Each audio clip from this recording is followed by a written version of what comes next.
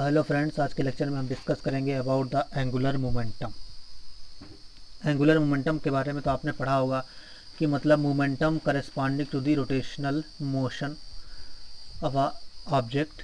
तो उसके करस्पॉन्डिंग जो मोमेंटम होता है रोटेशन के करस्पॉन्डिंग, उसको क्या बोलते हैं? एंगुलर मोमेंटम बोलते हैं। अब इसके जो इम्पॉर्टेंट रिलेशंस हैं फॉर CSIR नेट JRF के पॉइंट ऑफ व्यू से, वो हम लोग इसमें डिस्कस करेंगे। जैसे कि ये है आपके पास में LI LJ equals to I H iota H cross LK, ये इंडिसेस है और ये आयोटा है, इमेजिनरी नंबर है। तो इसमें आपका IJ का मतलब ये हो सकता है कि यहाँ पर x I की वैल्यू x भी हो सकती है, j की वैल्यू y हो सकती है। इसी तरीके से k क्या है आपके पास, मान लीजिए z है। तो ये I J K अगर आप चेंज करते जाओ x y z में, तो आपको जो है रिलेशन इस तरीके के मिलेंगे। यानी कि अगर LX LY होगा तो ये हो जाएगा IH क्रॉस LZ, इस तरीके का रिलेशन आपको मिलेगा। ये है आपका commutation relation of the angular momentum. इसी तरीके से आपको पता है कि टोटल जो एंगुलर मोमेंटम होता है उसका square LX square plus LY square और LZ स्क्वायर होता है। साथ ही साथ L स्क्वायर जो होता है वो सभी LX LY LZ तीनों components of our total angular momentum से कम्यूट करता है, that is L square LI equals to 0 हो जाएगा। और ये जो आपका होते हैं LX LY LZ, इनको अगर हम लीनियर मोमेंटम के टर्म में एक्सप्रेस करना चाहें और पोजीशन कोऑर्डिनेट के टर्म में एक्सप्रेस करना चाहें, तो उनका सिंपल सा रिलेशन होता है LX equals to YPZ minus का ZPY। इसी तरीके से आप LY अगर लिखना चाहोगे तो LY भी जो है आपके पास में होता है ZPX माइनस का XPY, ZPX माइनस का XPZ। और इसी तरीके से LZ जो होता है वो होता है आपके पास में XPY माइनस का YPX, इस YPX। तो ये आपके क्या होते हैं? रिलेशंस होते हैं between the momentum position and LX LY LZ components. और LX LY LZ का ये आपका जो रिलेशन होता है, जो कम्यूटेशन रिलेशन होता है, इसमें एक पर्टिकुलर ऑर्डर होता है। अगर ये एक ऑर्डर को फॉलो करेगा तब तो यहाँ पर पॉजिटिव साइन होगा, लेकिन अगर ये ऑर्डर जो है मिसमैच हो जाता है, यानी कि जैसे मान लीजिए एक्स वाई जेड का जो ये आपका होता है, ये एक एंटी क्लॉकवाइज डायरेक्शन में इनका रोटेशन होता है। अगर आपने एक्स वाई जेड की बजाय एक्स जेड रोटेट कर गए, यानी कि LX LZ में जो आपने कम्यूटेशन रिलेशन दिया, इस डायरेक्शन को एंटी डायरेक्शन में मूव कर गए, तो आपका जो रिलेशन होगा कम्यूटेशन रिलेशन वो निगेटिव साइन के साथ आ जाएगा। फॉर एग्जांपल के ये देख लीजिए LX और LZ अगर है आपके पास में, तो ये हो जाएगा माइनस का IH क्रॉस LY। बाकी LX LY है तो आएगा LX LZ है तो आएगा LY ही, लेकिन क्या हो जाएगा? माइनस के साइन क्या आ जाएगा। तो इसमें आपको क्या करना है? इस कम्यूटेशन रिलेशन के लिए आपको ये आपका ऑर्डर याद रखना है, एक साइक्लिक ऑर्डर है। तो ये है आपका बेसिकली रिलेशंस, कम्यूटेशन रिलेशंस, और उसके बाद में पोजीशन मोमेंटम के टर्म में इस तरीके से कैसे एक्सप्रेस किया जाता है। ये तो हो गया ऑर्बिटल एंगुलर मोमेंटम की बात, यानी कि momentum angular momentum rises due to the orbital motion of the object हो जाएगा, ऑफ द इलेक्ट्रॉन। अब मान लीजिए हमारे पास में जनरल रिलेशन है जे के टर्म में देखें तो सेम होता है, बस खाली एल की जगह जे आ जाता है, बाई वही कम्यूटेशन रिलेशंस होते हैं। अब इस एंगुलर मोमेंटम में एक बहुत ही इंपॉर्टेंट टर्म होता है, that is raising and lowering J plus और जे माइनस ऑपरेटर्स। उसको कैसे लिखते हो? जे जो है आपके पास में एक क्वांटम नंबर है, आप जे, और m जो है वो माइनस जे से प्लस जे में वेरी करता है आपके पास में, ये आपको दिया रहेगा। और इसमें जो कम्यूटेशन, जो आपका इंपॉर्टेंट रिलेशनशिप होता है वो आपका क्या होता है? अगर जे प्लस माइनस को अगर आप जे ऑफ m पे ऑपरेट कराओगे तो यहाँ पर आपको क्या मिलने वाला है? H क्रॉस अंडर रूट जे जे प्लस वन माइनस का M प्लस माइनस वन। अगर जे प्लस है तो M प्लस वन हो जाएगा, और माइनस है तो M माइनस वन हो जाएगा। तो ये आपको इसका मतलब ये है कि ये जो आपका ब्रैकेट, ये जो टर्म है आपके पास अंडर रूट में, तो ये क्या है? बेसिकली आइगन वैल्यू है ऑफ जे प्लस माइनस की, when J plus minus is operated on J comma M। तो ये बहुत ही ज़्यादा इंपॉर्टेंट आपके पास में रिजल्ट है, आपको ये याद रखना पड़ेगा। जैसे कि हमने कम्यूटेशन रिलेशंस आपको डिस्क्राइब किए हैं, उसी तरीके से ये भी आपका बहुत ही इंपॉर्टेंट रिलेशन है। और भी जो इंपॉर्टेंट रिलेशन होंगे वो हम लोग अभी फर्दर डिस्कस करेंगे। सबसे पहले हम क्या करते हैं कि जो कम्यूटेशन रिलेशन है, इस पर बेस्ड एग्जांपल जो CSIR नेट में क्वेश्चन पूछा गया है उसको डिस्कस कर लेते हैं। तो ये क्वेश्चन है friends, if LX LY LZ are the components of the angular momentum operator in 3 dimension, the commutator LX LY LZ में बी।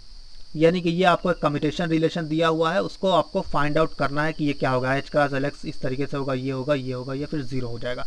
ये आया हुआ है CSIR नेट 11 जून 2016 में। ये बड़ा ही इंपॉर्टेंट क्वेश्चन, इस तरीके के जितने भी क्वेश्चन आएंगे आपको जिसमें कई सारे प्रोडक्ट के फॉर्म है, तो उसमें आपको ये वाला फॉर्मूला याद रखना है। ये क्या है, जैसे ए कॉमा बी सी ये प्रोडक्ट है आपका, जिसे इसमें दिया भी है, तो इसको कैसे डिफाइन करते हैं, जो आपका ये पहला वाला टर्म होता है इसको हम क्या कर लेते हैं, ब्रैकेट के पहले लिख लेते हैं। तो ये हमारा बी था, तो बी क्या आ जाएगा, ब्रैकेट के पहले आ जाएगा फर्स्ट टर्म में, प्लस ए कॉमा रिमेनिंग वाला सी बच जाएगा। फिर दूसरे वाले टर्म में जो आपका बाद वाला है, ये जो बी का जो जो जो सेकंड प्रोडक्ट में है वो आपका क्या हो जाएगा, लास्ट में आ जाता है यहाँ पर, तो सी आपके बाद में आ जाएगा, बाकी जो बचेगा वो आपका ब्रैकेट में हो जाएगा। तो ये सिंपल सा फॉर्मूला है, अगर आपको ये याद हो जाएगा कम्यूटेशन रिलेशन के बेस के कम्यूटेशन रिलेशन के लिए ये बहुत ही ज़्यादा इंपॉर्टेंट फार्मूला होने वाला है आपके लिए, तो ये आपको याद रखना है, ये बहुत ही इंपॉर्टेंट फार्मूला है। अब इसी को अप्लाई करके हम क्या करेंगे, इसको फाइंड आउट कर लेंगे। सिंपली हमको दे रखा है L X L Y L Z, तो हमने क्या किया, L X comma L Y L Z लिखा हुआ है, तो हमने क्या किया, एल एक्स को हमने बी मान लिया और एल वाई एल जेड को सी मान लिया। तो अब हमने माना जैसे बी जो मानते हैं वो पहले टर्म में पहले लिख लेते हैं, तो एल एक्स को हमने पहले लिख लिया, जो रिमेनिंग है वो ब्रैकेट में रहेगा, प्लस एल एक्स, अब जो सी है वो बाहर आ जाएगा, यानी कि एल वाई एल जेड बाहर आ जाएगा, और बी जो है वो अंदर रहेगा ब्रैकेट के। तो अब एल एक्स और एल एक्स तो कम्यूट करते हैं एक दूसरे के साथ, तो ये जीरो हो जाएगा, सिर्फ रिमेनिंग टर्म ये बचेगा। अब फिर से इसमें वही कम्यूटेशन रिलेशन आप लगा दोगे, तो एल एक्स है, तो इसमें ये हमने बी माना तो ये बाहर आ जाएगा, तो एल एक्स एल वाई बचेगा आपके पास में। फिर उसके बाद आप यहाँ से देखोगे तो ये बचेगा L X L Z plus L x तो था ही बाहर, अब आपके पास में सी जो है एल जेड है, तो ये बाहर आ जाएगा, एल एक्स एल वाई हो जाएगा, एल एक्स एल जेड। अब चूंकि अभी हमने डिफाइन किया था कि एक्स वाई जेड का जो है वो एक पर्टिकुलर ऑर्डर होता है एंटी क्लॉकवाइज, एक्स है, फिर उसके बाद वाई है, फिर उसके बाद जेड है। अगर एक्स के बाद जेड आ जाएगा तो ये आपका डायरेक्शन अपोजिट हो जाएगा, तो साइन जो होगा वो माइनस का आ जाएगा। तो एल एक्स एल वाई की एल एक्स एल जेड का कम्यूटेशन रिलेशन हो जाएगा माइनस का iota H cross L Y और plus L X L Y, तो सही है, इसमें कुछ नहीं दिक्कत है आपको, L X H cross L Z आ जाएगा, ठीक है। अब आप क्या करोगे, एल एक्स जो है दोनों में कॉमन है, इसमें भी कॉमन है, इसमें भी कॉमन है, और आयोटा एच क्रॉस भी कॉमन है, तो कॉमन ले लिया। बाकी एल वाई जो है वो आपका एल वाई स्क्वायर हो जाएगा, माइनस का है तुमने यहाँ पर लिख लिया, एल जेड स्क्वायर इस तरीके से हो जाएगा, तो एल जेड स्क्वायर माइनस का एल वाई स्क्वायर, तो ये आपका रिक्वायर्ड रिजल्ट हो जाएगा। तो आपका ऑप्शन क्या हो जाएगा, ऑप्शन हो जाएगा ए।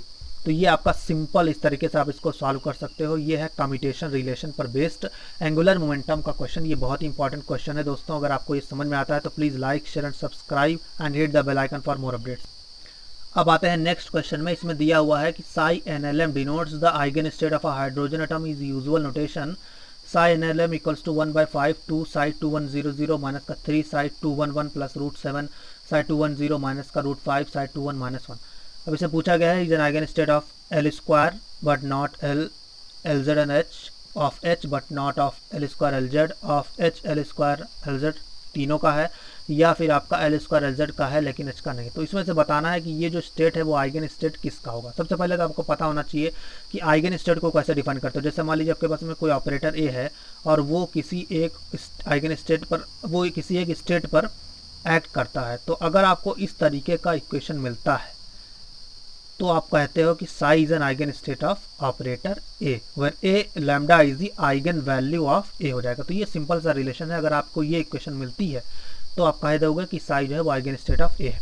अब चूंकि इसमें दिया हुआ है हमारे पास में, ये किसका है, हाइड्रोजन एटम का है। हाइड्रोजन एटम में आपको पता होना चाहिए कि जो एनर्जी होती है वो सिर्फ डिपेंड करती है एन पर, क्योंकि आपको पता है माइनस का 13.6 एन स्क्वायर होता है, तो इसमें एन स्क्वायर पर डिपेंड करेगा। तो अगर एन हमारा जो है वो कांस्टेंट है, तो एन हमारा कांस्टेंट रहेगा सारे स्टेट्स के लिए, तो वो तो कॉमन आ जाएगा, तो यानी कि कॉमन आइगन वैल्यू हमको मिल जाएगी और बाकी स्टेट पे वो एक आइगन स्टेट की तरीके से एक्ट करेगा।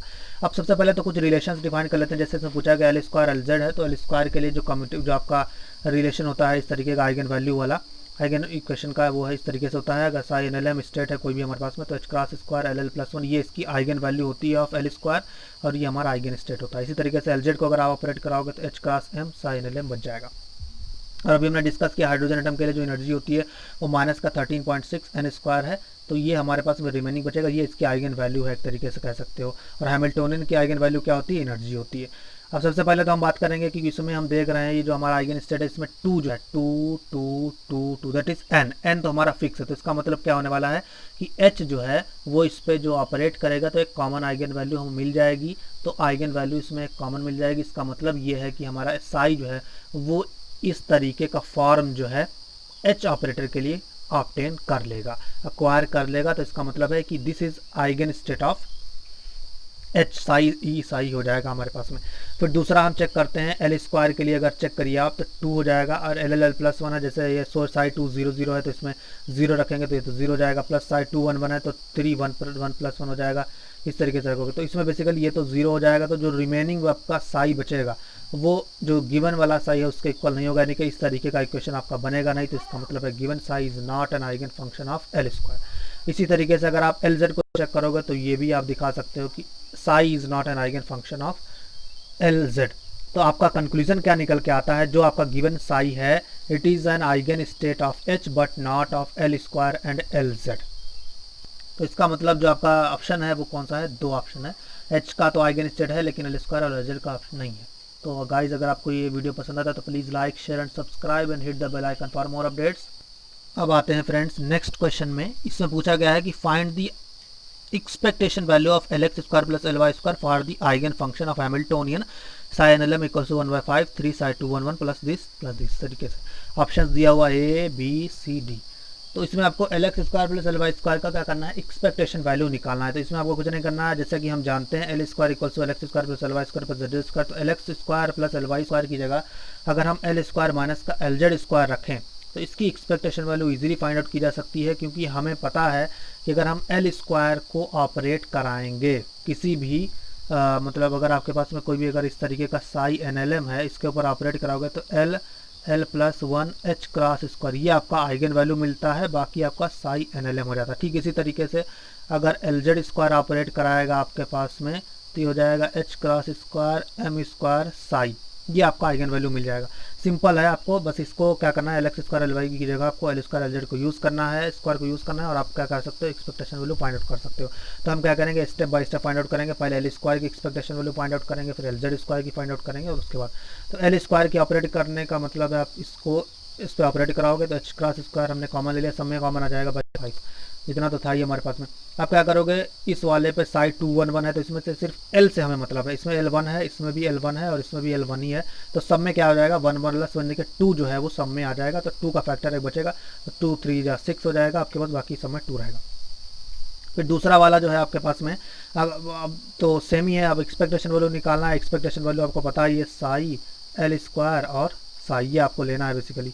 तो ये आपका हो जाएगा एच क्रॉस स्क्वायर बाई 5, यहाँ पर भी 1/5 रह जाएगा तो 3 16 18 हो जाएगा प्लस 2 और प्लस का हो जाएगा 30, तो ये आपका ऐड हो जाएगा बचेगा 25 और 50/25 तो ये हो जाएगा 2, तो that is 2 H cross square आ जाएगा।